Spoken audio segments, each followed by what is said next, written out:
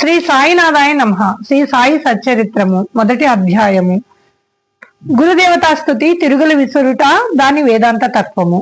గురుదేవతా స్తుతి పూర్వ సంప్రదాయానుసారము హేమాత్ పంతు శ్రీ సాయి సచ్చరిత్ర గ్రంథమును గురుదేవతా స్థుతితో ప్రారంభించుచున్నారు. ప్రప్రథమన విఘ్నేశ్వరుని స్మరించుచు ఆటంకములను తొలగించి ఈ గ్రంథము జయప్రదముగా సాగునట్లు వేడుకొనుచు శ్రీ సాయినాథుడే సాక్షాత్ శ్రీ గణేశుడని చెప్పుచున్నారు.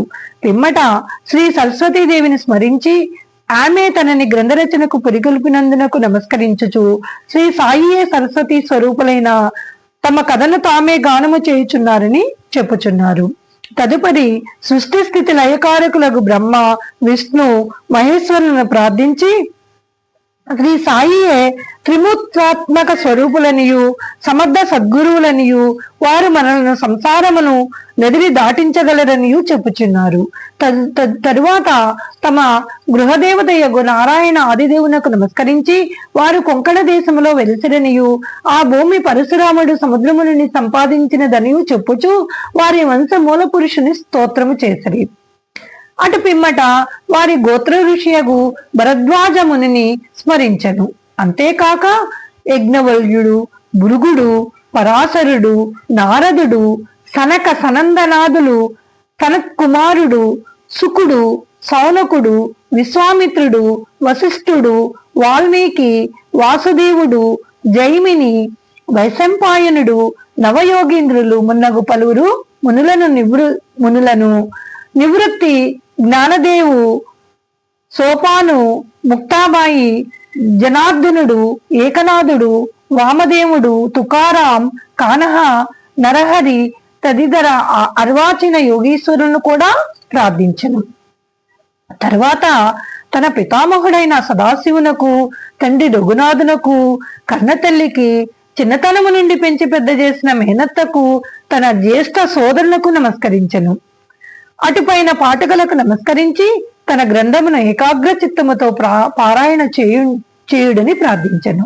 చివరగా తన గురువు దత్తావతారమగు శ్రీ సాయిబాబాకు నమస్కరించి తాను వారిపై పూర్తిగా ఆధారపడి ఉన్నానని చెప్పుచు ఈ ప్రపంచము మిథ్య అనియు బ్రహ్మమే సత్యమనే అనుభవంను తనకు కలిగించు శక్తి వారికే కలదని చెప్పుచు ఈ ప్రపంచములో ఏ జీవులందు పరమాత్ముడు నివసించుచున్నాడో వారందరికీ నమస్కరించను.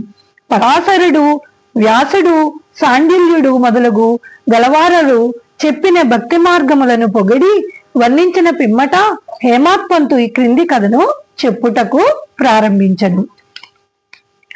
1910వ సంవత్సరము తదుపరి ఒక నాటి ఉదయమున నేను షిరిడీ మసీదులోనున్న శ్రీ సాయిబాబా దర్శనము కొరకు వెళితిని. అప్పుడు జరిగిన ఈ క్రింది విషయమును గమనించి మిక్కిలి ఆశ్చర్యపడితిని. బాబా ముఖ ప్రక్షాళనము గావించుకుని గోధుమల విసురుటకు సంసిద్ధుడగుచుండెను. వారు నేలపై గోనెపరిచి దానిపై తిరుగులు ఉంచిరి. చేటలో కొన్ని గోధుమలు పోసుకుని కఫ్ని చొక్కా చేతులు పైకి మడిచి పిడికెడుకు చొప్పున గోధుమలు వేయుచూ విసురసాగిరి. అది చూచి నాలో నేను, ఈ గోధుమ పిండిని బాబా ఏమి చేయునో, ఆయన ఎందులకు గోధుమలు విసురుచుండెను? వారు భిక్షాటనము చే జీవించువారే, వారికి గోధుమ పిండితో నేమి నిమిత్తము? వారికి పిండి నిల్వ చేయవలసిన అగత్యము లేదే అని చింతించి తిని అచ్చటికి వచ్చిన మరి కొంతమంది కూడా నిట్లే ఆశ్చర్య నిమగ్నులైరి. కానీ మాలోనెవరికి కూడా బాబాను ప్రశ్నించుటకు ధైర్యము చాలకుండెను. ఈ సంగతి వెంటనే గ్రామములో వ్యాపించను. ఆబాల గోపాలము ఈ వింత చర్యను చూచుటక బాబా వద్ద గుమిగూడిది.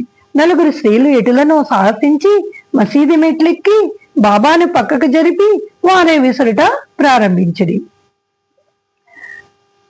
వారు తిరుగులు పిడిని చేత పట్టుకుని బాబా లీలను పాడుచూ విసురుట సాగించిరి. ఈ చర్యలను చూచి బాబాకు కోపం వచ్చును. కానీ వారి ప్రేమకు భక్తికి మిగుల సందర్శించి చిరునవ్వు నవ్విరి. విసురినప్పుడు స్త్రీలు తమలో తాము ఇట్లనుకొనిరి, బాబాకు ఇల్లు పిల్లలు లేరు, ఆస్తిపాస్తులు లేవు, వారిపై ఆధారపడిన వారు, ఆయన పోషించవలసిన వారెవరూ లేరు, వారు భిక్షాటనము చే జీవించువారు కనుక వారికి రొట్టె చేసుకున్నట్టుకు గోధుమ పిండితో నిమిత్తము లేదు. అట్టి పరిస్థితుల్లో బాబాకు గోధుమ పిండితో ఏమి పని?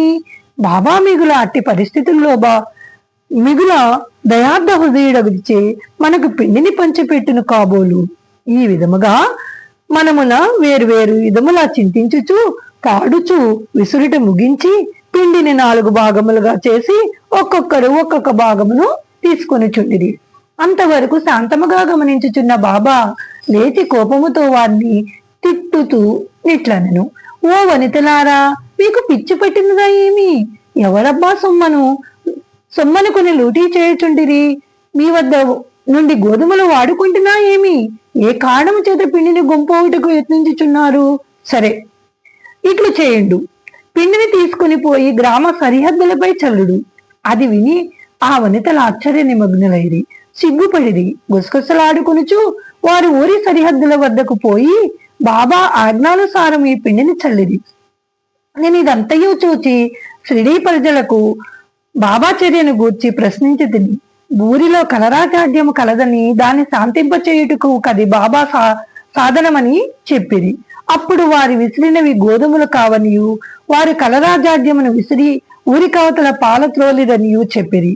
అప్పటి నుండి కలరా తగ్గిను. గ్రామములోని ప్రజలందరూ ఆనందించిరి. ఇదంతయు వినిన నాకు మిక్కిలి సంతోషము కలిగెను. దీని గూఢార్థము తెలుసుకొని కుతూహలము కలిగెను. గోధుమ పిండికి కలరా జాడ్యమునకు సంబంధమేమి? ఈ రెండిటికి గల కార్యకారణ సంబంధమేమి? ఒకటి ఇంకొకటి దానిని ఎట్లు శాంతింపచేసెను? ఇదంతయో అగోచరముగా తోచెను.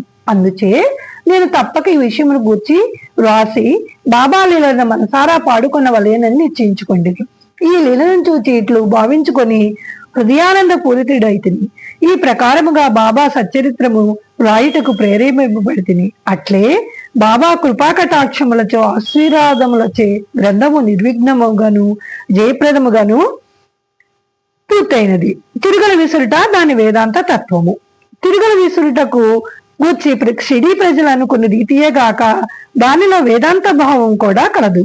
సాయిబాబా షిరిడీ యందు సుమారు 60 ఏండ్లు నివసించను. ఈ కాలమంతయు వారు తిరుగలు విసురుతూనే ఉన్నారు. నిత్యము వారు విసురున్నది గోధుమలు కావు, భక్తుల యొక్క పాపములు, మనోవిచారములు మొదలుగునవి.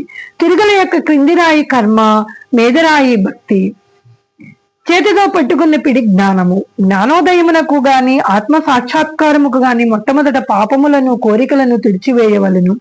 అటు పిమ్మట త్రిగుణ రాహిత్యము పొందవలను, అహంకారమును చంపుకొనవలెను. ఇది వినగానే కబీరు కథ జ్ఞప్తికి వచ్చును. ఒకనాడు శ్రీ ఒకటి తిరుగలలో ధాన్యమును వేసి విసురుచుండెను. దానిని చూచి కబీరు ఎడవసాగెను. నిపతి నిరంజుడు ఒక సాధు పుంగవుడు చూచి కారణం అడిగెను. కబీరు ఇట్లు జవాబిచ్చెను, నేను కూడా ఈ ధాన్యము వలె ప్రపంచమును తిరుగలలో విసరబడదని కదా.